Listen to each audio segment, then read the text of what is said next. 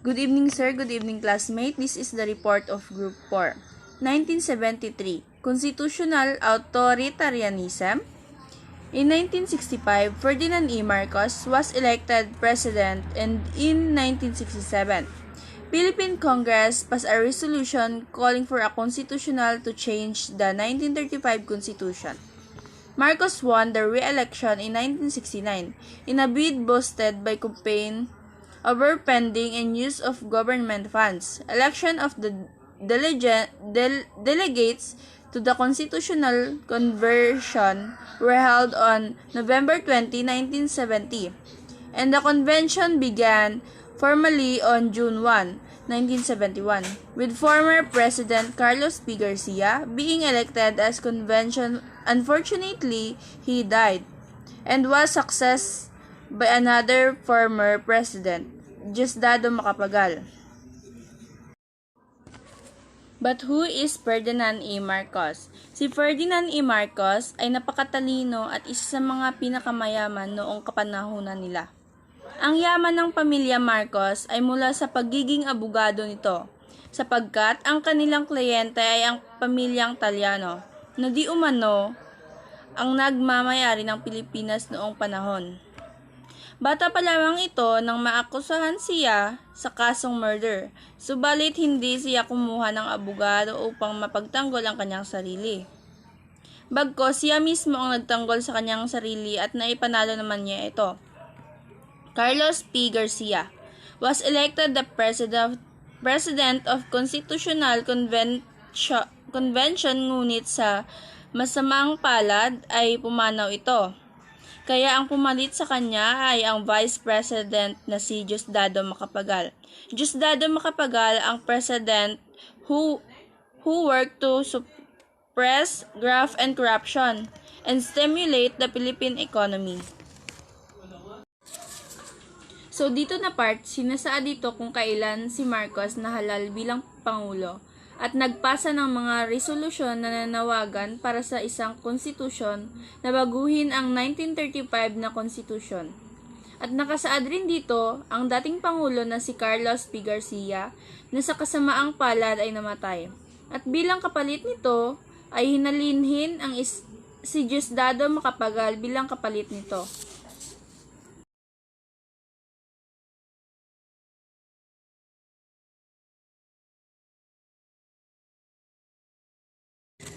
He introduced the Country First Land Reform Law, placed the peso on the free current exchange market, and liberalized foreign exchange and import controls. Diosdado Macapagal was the 9th President of the Philippines. He is known for changing the country Independence Day from July 4 to June 12. June 12 is the day President Emilio Aguinaldo declared independence of the First Philippine Republic from the Spain Empire in 1898. But then, before the convention finished work, martial law was declared. Marcos cited a growing communist insurgency and reason for the martial law, which was provided for in the 1935 Constitution. Some delegates of the ongoing Constitutional Convention were placed behind bars and others sent into hiding or voluntary exile. With Marcos as dictator, direction of the convention torn with accounts that the President 9 dictated some provisions of the Constitution, manipulating the document to be able to hold on to power for as long as he could. On November 29, 1972, the convention approved its process constitution. But then before the convention finished work, martial law was declared. Martial law involved the temporary constitution of military authority for civilian rule and usually invoke of war. Rebellion of natural disaster. When martial law is in effect, the military commands of an area or country has unlimited authority to make and enforce law. The truth during martial law. During the first 2 years, 3 years of martial law, you can open your window, leave your house, nobody will touch it. That's how peaceful of our country was. So dito naman nakasaad na idineklara ang martial law at ibinanggit ang growing communist insurgency. At noong November 29, 1972, inaprubahan ang konbensyon. Ang iminungkahing konstitusyon at sa martial law na involve ang temporary substitution ng batas militar na nag-authority sa mga civilian sa mga roles. Good evening, everyone. Let's tackle about simple information about parliamentary style government and presidential government. Parliamentary government. The parliamentary type of representative government is dominant in Europe. On the other hand, only 1 out of 5 government types outside Europe is parliamentary. Parliamentary government is originally linked to the legislature or parliament. The government emerged from the assembly and can be dismissed by a vote of no confidence. At the same time, government can often after conclusion with the head of state dissolve parliament and call for new election. Ang parliamentary is daw para sa daw mga prime minister kay ang parliamentary abi nang ikaw mismo magbuot kung saan mo pag gusto mag-term. Halimbawa, diba, ang term mo is 6 years lang, tapos na. Pwede mo pa i-extend, ikaw mismo magbuot kung saan mo pag gusto. Kung halimbawa, kung kaya mo pa, extend pa, another 6 years, sige pa. Hindi pare sa presidential government, kay every 6 years lagi na siya. Presidential government. The foremost feature is that one person executive who dominates the politics of government. He or she can call the public by whom he or she is elected the present national government at home and abroad. Typical for presidentialism is the executive command of the head of state, who is also head of government. Conversely, Parliament plays an indirect role by exerting legislative control. Ang presidential government is, diba, ang kaibahan niya sa parliamentary style government kay parliamentary is the prime minister, diba, tama ba na nga kung gusto niya pa mag-term, kung gusto niya pa mag-president, siya lang yapon. Kung ang presidential labi is ga-base ang government sa boto ng mga tao. Halimbawa, ang si President Duterte is 6 years lang siya. Tapos hanggang 6 years lang siya, hindi na siya pwede kung gusto niya pa mag-president, kailangan pa niya ulit magdalagan or botohon pa siya ng isang tao bago siya ulit magka-president. Hindi para sa parliamentary government kay sila mismo magbuot kung gusto pa nila maging president. President Marcos issued Presidential Decree Number 73 setting the date of the plebiscite to ratify or reject the proposed constitution on 30 November 1973. This plebiscite was postponed later on since Marcos feared that the public might vote to reject the constitution instead of plebiscite. Citizen assemblies were held from 10 to 15 January 1973, where the citizens coming together and voting by hand decided on whenever to ratify the Constitution, suspend the convening of the entertained national. Kaya siguro nga nagimo si Marcos yung batas nga amo sa to kay siguro tong time nga to ning hindi siguro pa gustong magawat sa simplisto. Kaya siguro naging mo sa sing batas niya nga pagkatapos sing term niya is siya lang yapon do gigaya niya yapon tong parliamentary style nga government balahaw nga kung halimbawa tapos sa term niya basi kalbaan siya basi hindi na sa boton sing tao hindi na sa madawg kaya before guro siya nga naging mo sing sarili niya nga batas nga para siguro amo to ang gigamit niya kay para at least amo to nga sige lang siya nga patuloy ang iyang pag-president.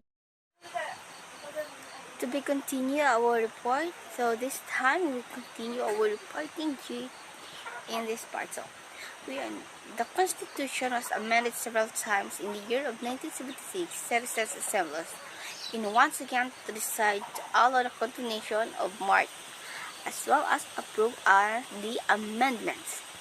An interim batasang pambansa to substitute for the interim National Assembly as the President to also become a Prime Minister and continue to exercise legislative power until martial law was lifted and authorized the one on emergency basis.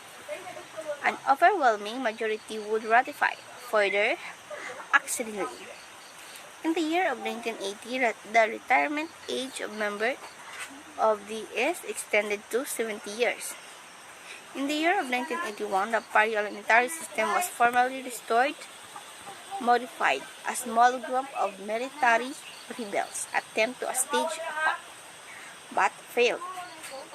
However, this triggered what came to be known as the EDSA People Power Revolution of the year of 1986, as people from all walks of life spilled into the streets. Under pressure from the United States of America, who used to support Marcos and his martial law, the Marcos family fled into exile. His opponent in the snap elections, with Benigno Aquino Jr., her widow Corazon Aquino, was installed as president on 25th on February in the year of 1986. To a French-style semi-presidential system where was restored to the president, who was once again to be directly elected. An executive committee was to be created and composed of the Prime Minister and 14 others that serve as the President Cabinet. And electoral reform were instituted. In the year of 1984, the Executive Committee abolished and the position of the Vice President was restored. So, sinasabi dito na bawat tao ay may karapatan, pero bakit kailangan natin magkaroon ng martial law para lang tugunan? So, karamihan yung mga presidente ay nagiging prime minister na ng ating bansa na pinagpatuloy pa rin yung martial law. Overwhelmed dito si Benigno Aquino. May asawa na si Corazon Aquino na gusto tumakbo bilang presidente. Pero, Marcos, sinuportahan pa rin niya yung kanyang pagiging presidente para lang sa martial law in the year of 1984. After all the amendments introduced, the year of 1973, Constitution was merely a way for the President to keep executive powers, abolish the state, and by any means never reacted as a parliamentary system. Instead, functioned as an authoritarian presidential system with all the real power concentrated in the hands of the President, with the backing of the Constitution. So, the situation of the 1980s had been very turbulent as Marcos a mass power. This concept has also been burgeoning.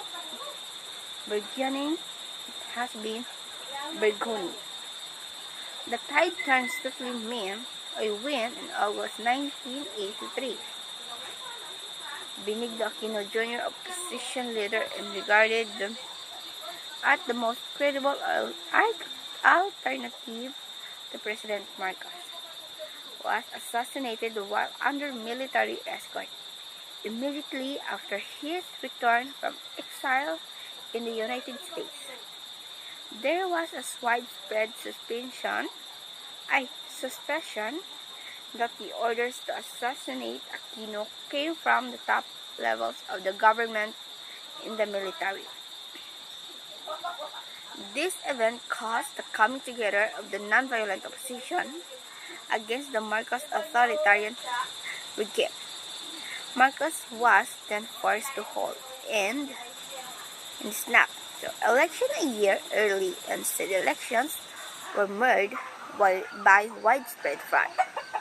Marcos declared himself winner despite international condemnation and nationwide protests. So, and after all amendments, pinakilala na noong taong 1973 ang konstitusyon na kung saan kilala ang presidente bilang executive powers, kakayahan sa mga senado, at lalo na sa parliamentary system. Kinoconsider din ng presidente ang pagkakaroon nito ng maayos na pangalakal dito sa ating bansa. So, in the year of 1980s, ito yung turbulent. So, masyado nang magulo lahat noong panahon pa ni Marcos. Marami ang nangyaring pagbabago. In the year of 1983, in August, Benigno Aquino is regarded as opposite leader ay gusto niya tumakbo bilang leader ng ating bansa. So, he returned when she from in the United States and tinulungan niya kanyang asawa para magpamunuan itong bansa laban kay Marcos para sa kabutihan. So, next. So, here's some members and yan lang. Thank you.